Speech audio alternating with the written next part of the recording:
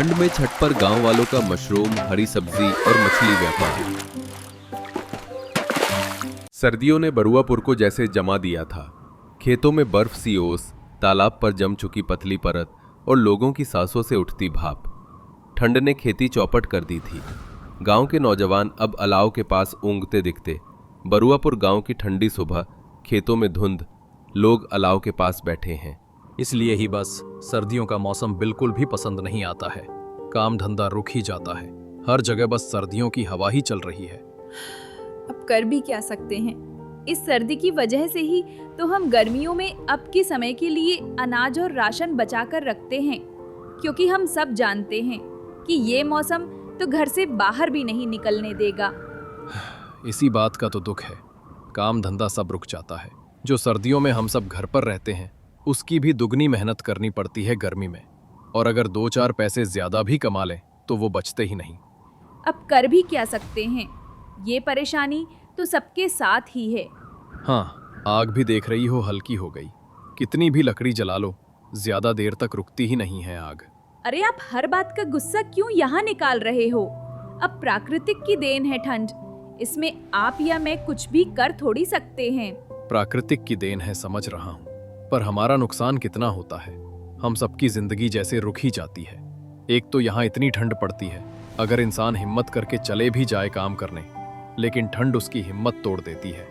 सब लोग ठंड से परेशान भी थे और कांप भी रहे थे। ऐसे ही रघुवीर भी अपने घर के बाहर आग जलाकर बैठा होता है। बस यही दिन देखने थे। खेत में काम नहीं, बाजार में ग्राहक नहीं, सब ठंड ने रोक रखा है। ठंड आते ही जैसे कोई ग्रहण लग जाता है, हम सबकी जिंदगी रुक ही जाती है। अरे बेटा, सर्दी आई है तो मेहनत का नया तरीका निकालो। ठिठुरन में भी रोटी चाहिए ना। सही कहा काकी, पर तरीका कहाँ से लाएं? सब्जी की बेल तक सूख गई है, क्योंकि ठंड इतनी पड़ती है। खेत में लहराती हुई हवा चलती है, वहाँ तो कोई काम हो ही नहीं पाता है। कमला चाची, अगर खेत पर नहीं तो छत पर क्यों नहीं? छत पर?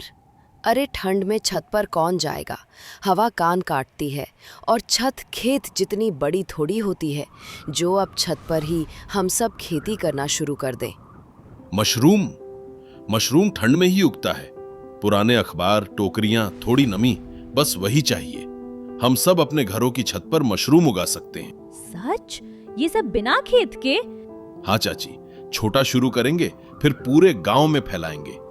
रघुवीर अपने परिवार के साथ मिलकर अब छत पर ही मशरूम की खेती करना शुरू कर देता है। अरे बेटा देख, तो मैं ठीक से कर रही हूँ ना।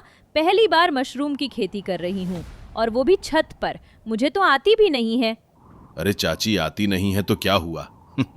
सीख जाओगी आप भी।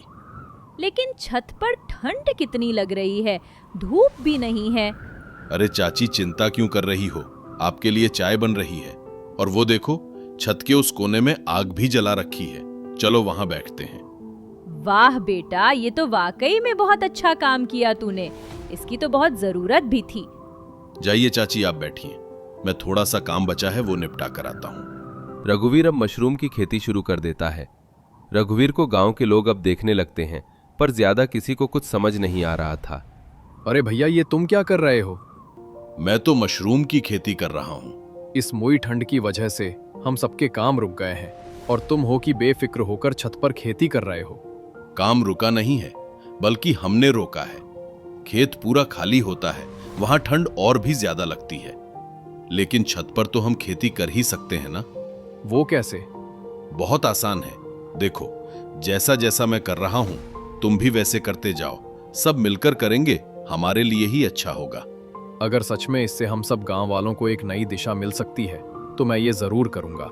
गांव वालों की आंखों में उम्मीद की छोटी सी लौ जलने लगी थी। बरुआपुर की ठंडी हवा में अब कुछ गर्माहट लौट आई।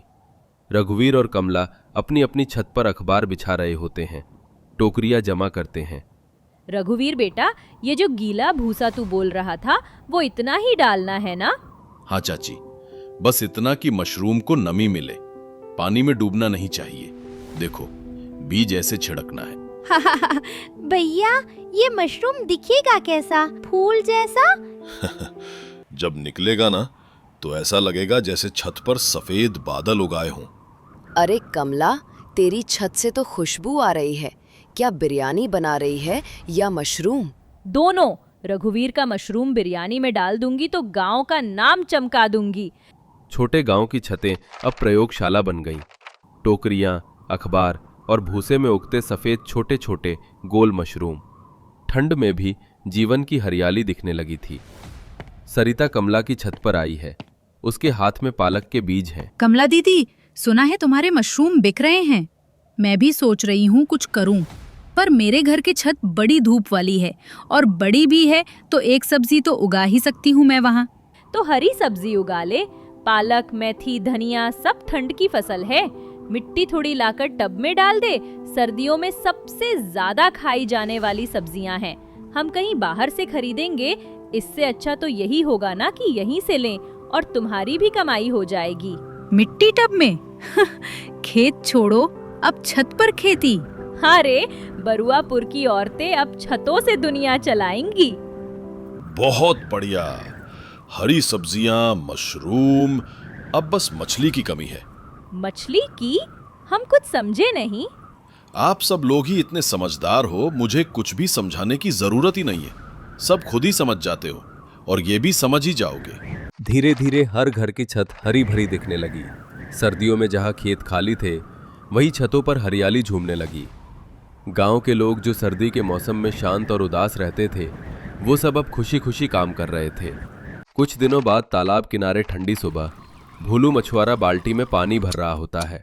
रघुवीर भाई, ये ठंड में मछली मर जाती है, पर मैं सोच रहा हूँ छत पर टंकी में छोटी मछली पाल लूं। वाह भोलू, ये तो कमाल का विचार है।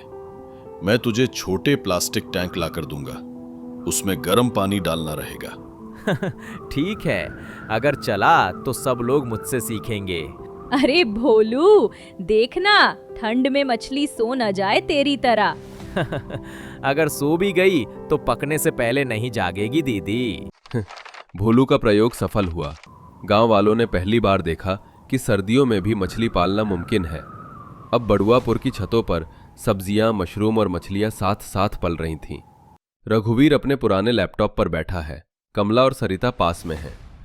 हमारा सारा माल अब ऑनलाइन भी बिकेगा। नाम रखेंगे छत बाजार।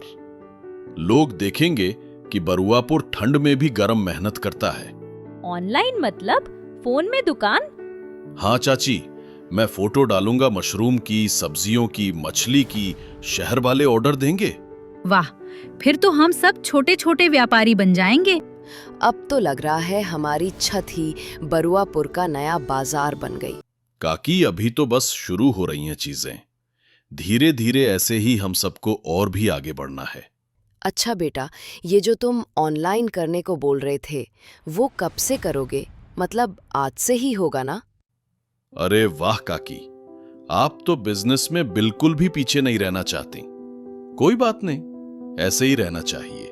और हां, आज ही मैं पेज बना रहा हूं। सबकी सब्जियां, हरी सब्जी, मछली की फोटो मैं भी डालूंगा। मैंने कई वीडियो भी बनाई थी, वो भी डाल दूंगा। लोगों को भी दिखेगा कि हम सब कितनी मेहनत कर रहे हैं। बरुआपुर अब ठंड में भी गूंजने लगा। गांव के बच्चे मोबाइल से फोटो खींचते, औरतें छतों पर काम करती और हर शाम छत बाजार के ऑर्डर की गिनती होती। पंचायत चौपाल पर मुखिया शंकर चौधरी बैठे होते हैं। ये सब नई नई बातें, छत पर खेती, मछली के टैंक, अगर किसी की छत गिर गई तो? चौधरी जी, हमने सब माप कर किया है।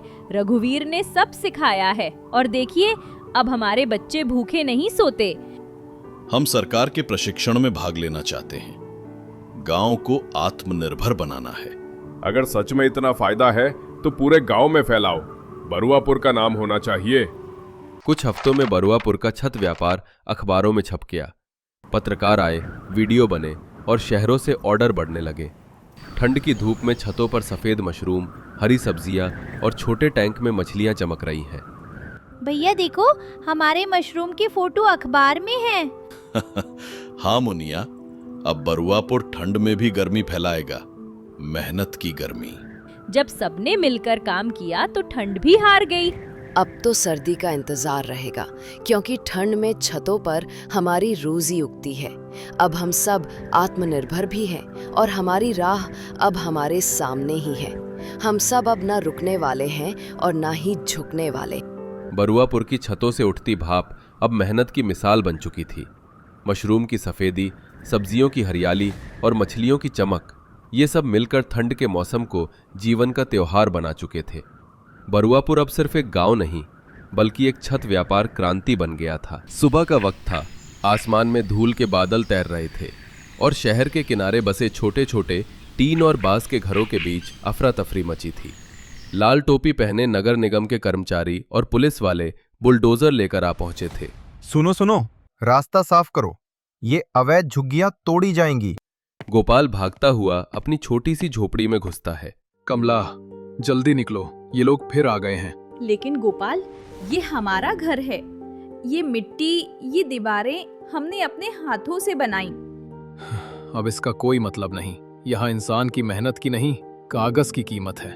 माँ चलो, बुलडोजर आ गया। बेटा, यह आंगन तो तेरे बापू ने बनाया था। हर ईंट में उसकी पसीने की खुशबू है। तभी एक भयंकर आवाज गूंजती है। बुलडोजर ने उनकी पहली झोपड़ी गिरा दी। मिट्टी, लकड़ी और तिनके उड़ने लगे। अरे रुको, आप अमीर लोगों के तो बड़े बड़े महल होते हैं, हमारे घर क्यों तोड़ रहे हो? लेकिन अब किसी की बात कौन सुनता। सरकारी गाड़ियां अपना काम कर रही थी। शोर, धूल और टूटते सपनों के बीच सब लोग सड़क पर निकल आए। गोपाल ने सबको इकट्ठा किया। सुनो भाइयों बहनों, रोने से कुछ नहीं होगा। जब तक हम खुद नहीं उठेंगे, कोई हमें उठाने नहीं आएगा। ये शहर हमारा नहीं, लेकिन दुनिया बड़ी है। कहाँ जाए अब? सिर पर छत नहीं और काम भी चला गया। बेटा, जब शहर हमें नहीं चाहता तो जंगल जरूर अपनाएगा। जंगल में मिट्टी है, पानी है, पेड़ है, वहां नया ठिकाना बनाएंगे। हाँ, जंगल में घर बनाएंगे, वहीं जीने का नया तरीका ढूंढेंगे। अब तक यही हमारी मंगल बाजार लगती आई है। आमदनी, पैसा, सब घर, सब कुछ यही था, पर अब कुछ भी नहीं बचा। यहाँ पर बस हमारा दुख ही ताज़ा होता रहेगा। दूसरी बार हमें हमारी ही जगह से खाली किया जा रहा है, और ऐसे ही आगे भी ना जाने कितनी बार होता रहेगा। अब हम खुद ही यहाँ से चले जाएंगे और जंगल में नई शुरुआत करेंगे। लेकिन खाना पानी? जो जंगल देगा वही खा लेंगे। उस शाम जब सूरज ढल रहा था, सब लोग अपने सिर पर गठरी रखते हैं और निकल पड़ते हैं। सब धीरे धीरे शहर की सीमा पार कर रहे थे। पीछे धूल, टूटी दीवारें और अधूरे सपनों की गंध रह गई थी। सुबह का समय था। धूप अभी अभी पेड़ों की टहनियों से झांकनी शुरू हुई थी। काका, कितना चलना होगा अब? पेट तो जैसे पीठ से चिपक गया है। थोड़ा धैर्य रखो बेटा, आगे पहाड़ी इलाका है, वहां एक पुराना जंगल है। पेड़ पौधे, नदी और थोड़ी खुली जमीन, वही हमारा नया ठिकाना होगा। इतनी दूर आ गए, अब तो वापस भी नहीं जा सकते। हम कहाँ भाग रहे हैं कमला? हम तो बस जगह बदल रहे हैं। अब हमारी दुनिया वही होगी जहाँ मेहनत की कद्र हो। धीरे धीरे चलने लगे। रास्ता ऊबड़ खाबड़ वाला था, लेकिन हवा में मिट्टी और जंगली फूलों की खुशबू थी। पास ही झरने की आवाज सुनाई दी। माँ, यहाँ तो पानी है, वो भी बिल्कुल साफ। ये जगह तो बहुत अच्छी है। बिल्कुल बेटा, पहाड़ की गोद में जो रहता है उसे कोई भूखा नहीं रखता। यहाँ मिट्टी उपजाऊ है, बस थोड़ी मेहनत करनी होगी। अगर यहाँ हमारा घर बन जाए तो कोई हमें नहीं हटा सकेगा। और जब लोग यहाँ आएंगे तो हम यहीं अपना मंगल बाजार लगाएंगे। मंगल बाजार, और वो भी इस जंगल में, मुमकिन ही नहीं है। यहाँ तो लोग आएंगे ही नहीं। सही कह रही है मधु। अगर जंगल हमें घर दे रहा है तो क्यों ना हम जंगल को लौटाएं। अपने बाजार से, अपनी मेहनत से शहरी लोगों को हरा भरा इलाका कितना पसंद आता है, इसलिए वो छुट्टियों में या घूमने फिरने जंगल की तरफ जाते रहते हैं। और यहाँ उन्हें सुविधा की चीजें मिले तो कितना सही रहेगा।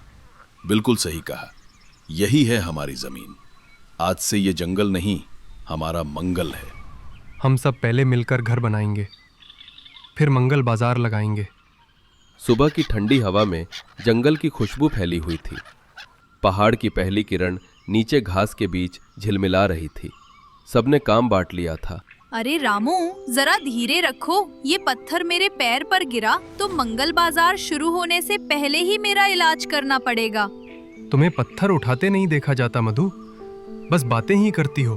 बातें भी तो मन का सहारा है इस जंगल में। दिन भर सूरज सिर पर था, सबके चेहरे मिट्टी और पसीने से सने हुए थे। शाम तक घर की आधी दीवारें खड़ी हो चुकी थीं। देखो, आज हम फिर से खड़े हुए हैं। हमारा घर मिट्टी का है, पर दिल सोने के हैं। अब यहाँ सिर्फ जंगल नहीं, बल्कि हमारा घर हमारी आमदनी का साधन भी होगा। याद रखना बेटा, ये जंगल अब हमारा घर है। जो यहाँ बस गया उसे कभी कोई उजाड़ नहीं सकता। सुबह की हल्की ठंडी हवा में जंगल की पत्तियां सरसराने लगी। नदी किनारे एक समतल जमीन पर गोपाल, कमला, रामू, शांति, मधु और हरिया काका सब जुटे हुए थे। देखो बेटा, यहाँ से यहाँ तक सब्जी वालों की दुकानें लगेंगी और उस तरफ फल वाले। काका, मैं तो सोच रहा हूँ कि दुकान के आगे बड़ा सा बोर्ड लगाऊं। रामू, भाजी वाला सीधा जंगल से। और पीछे से लिखा होगा कभी कभी कीड़े समेत। रामू, तेरा मजाक छोड़, ये छत तो पकड़ ले जरा, धूप तेज हो जाएगी। नदी किनारे दसों दुकानों पर रंग बिरंगे कपड़े लटक रहे थे।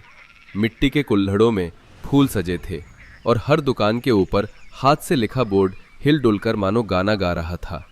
वाह बेटा, लगता है सच में मंगल उतर आया है इस जंगल में। काका, आज अगर 2 किलो टमाटर भी बिक गए ना, तो समझो हमारी मेहनत सफल। और अगर लोग पसंद करें तो मैं अगली बार रंगीन कुल्हड़ बनाऊंगी। देखना, लोग लाइन लगाएंगे। मधु अपनी दुकान पर बैठी थी।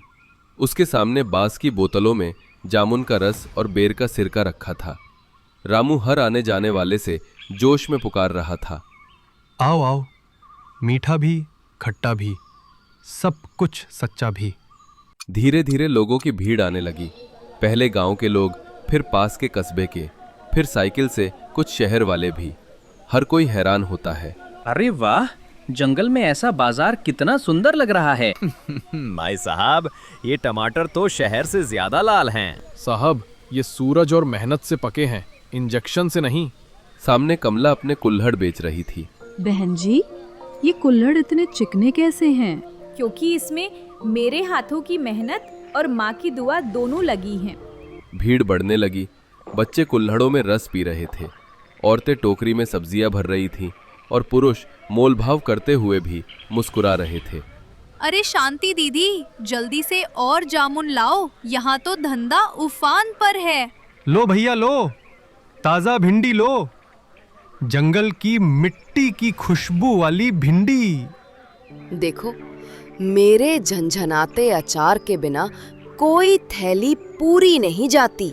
वाह रे जंगल, तूने जो हमें छत दी थी, आज तूने रोजगार भी दे दिया। ऐसे ही कुछ दिन निकल जाते हैं। एक शाम सब लोग साथ बैठते हैं। चलो अब हिसाब लगाएं। काका, मैंने आज 50 रुपए की सब्जी बेची। और मैंने 100 रुपए का रस। मेरा अचार तो पूरा बिक गया, अब कल नया बनाऊंगी। मेरे कुल्हड़ों की मांग सबसे ज्यादा रही। देखो, हम वो हैं जिन्हें शहर ने ठुकराया था और आज जंगल ने अपनाया है। कह दिया था ना बेटा, मंगल बाजार तो छा रहा है। सबके चेहरे पर थकान थी, पर आंखों में चमक भी थी, क्योंकि वो जानते थे कि अब उनके जीवन का रास्ता बदल चुका है। रात की ठंडी हवा में हंसी की गूंज खुल गई। शहर के बीचों बीच किशोरलाल की किराना दुकान पर 3 व्यापारी बैठे थे। देखो ये, अब लोग कहते हैं मंगल बाजार की सब्जी ताजा, सस्ती और शुद्ध। हमारी तो बिक्री आधी रह गई है। कल मेरी दुकान पर आधे ग्राहक नहीं आए। बोले अब जंगल से खरीदेंगे, वहां सस्ती मिलती है। ये तो नुकसान पर नुकसान है। ये जंगल वाले ज्यादा दिन नहीं चलेंगे। हमें बस थोड़ा सा धक्का देना है। धक्का? मतलब अफवाह कि मंगल बाजार की चीजें गंदी हैं। अगले दिन मंगल बाजार में सुबह सुबह हलचल थी। कमला कुल्हड़ों की सजावट कर रही थी, मधु जामुन का रस भर रही थी और रामू अपनी टोकरी में ताजी सब्जियां रख रहा था। तभी 3 अजनबी आदमी आए। अरे ये क्या, टमाटर तो सड़ा हुआ है। कहाँ सड़ा है? अभी सुबह तोड़ा है मैंने। ये देखो, धनिया में कीड़ा है। अरे भाई दिखाओ तो सही। लो देखो, यही है मंगल बाजार। सड़ा माल बेचते हैं और कहते हैं शुद्ध है। चारों तरफ हलचल मच गई। लोग इकट्ठा हो गए, कुछ डर गए। गोपाल ने भीड़ को शांत करते हुए कहा, भाइयों, अगर किसी को शिकायत है तो वो यहाँ खुले में बोले, झूठ ना फैलाएं। हम मेहनत से उगाई चीज बेचते हैं, धोखा नहीं देते। जो चाहो हम अभी सब्जी काट कर दिखा देंगे, सड़ी नहीं है। अरे मैं तो रोज लेती हूँ इनसे, कभी खराब नहीं मिला। उन तीनों आदमियों को सब घेरने लगे तो तीनों डरकर भाग जाते हैं। बेटा, ये शहर की चाल है। जब गांव ईमान से काम करता है तो शहर ईर्ष्या से भर जाता है। अब हमें और सावधान रहना होगा। मंगल बाजार अब सिर्फ रोजगार नहीं, हमारी सच्चाई की पहचान है। सुबह के समय जंगल के बीच में अब वो इलाका एक जीवंत गांव बन चुका है। चारों तरफ रंग बिरंगी दुकानें, मिट्टी के घर, झंडियां, ढोल की थाप और बच्चों की हंसी की आवाजें गूंज रही हैं और लोगों की भीड़ लगी होती है। अरे वाह, आज तो लगता है हमारा मंगल बाजार मंगल ग्रह तक पहुंच गया हो। इतनी भीड़ तो शहर में भी नहीं दिखी थी। अब तो दूसरे राज्यों से भी लोग आ रहे हैं, पूछ रहे हैं, भाई ये जंगल वाला बाजार कैसे चलता है? चलता नहीं भाभी, दौड़ता है। बिना बिजली, बिना सड़कों के, बस मेहनत और भरोसे से। दूर से कैमरा क्रू आता है। एक माइक थामे रिपोर्टर दौड़ते हुए गोपाल के पास पहुंचता है। नमस्कार दर्शकों, आप देख रहे हैं देश की धरती चैनल और हम पहुंचे हैं उस अद्भुत जगह पर जहां 5 बेघर व्यापारियों ने बसाया है मंगल बाजार गांव। गोपाल जी बताइए, कैसे हुआ ये सब? जब शहर ने छत छीनी, हमने पेड़ों के नीचे आसमान बांट लिया। जब रोजगार गया, हमने जंगल में कारोबार बसाया। बस हिम्मत थी और साथ था। और थोड़ा सा नमक मिर्च भी, वरना कौन सोचता कि जंगल में सब्जी का स्टॉल चलेगा। हमने सोचा था बस पेट भर लेंगे, पर अब तो दिल भर आया है। देखो, हमारे बाजार में लोग कहाँ-कहाँ से आ रहे हैं, हमसे व्यापार कर रहे हैं। लोग दूर दूर से सीखने आते हैं जंगल से रोजगार कैसे पैदा किया जाए। पर मैं कहती हूँ, पहले पेड़ लगाओ, फिर उम्मीद उगाओ। हमने कभी नहीं सोचा था कि ये मिट्टी हमें पहचान देगी। अब ये जंगल नहीं, हमारी जिंदगी बन गया है। लोग कहते हैं हमने जंगल बसाया, पर सच ये है हमने उम्मीद बसाई है। जंगल का मंगल बाजार गांव, जहां सब लोग हताश होकर आते हैं, लेकिन सब उन सभी लोगों को अपना नया काम, नई उम्मीद मिल जाती है। साथ ही अब जंगल में मंगल बाजार काफ़ी मशहूर हो जाता है, जिसके बाद उनकी सभी परेशानी भी दूर हो जाती है और वे लोग खुशी खुशी वहाँ रहते हैं।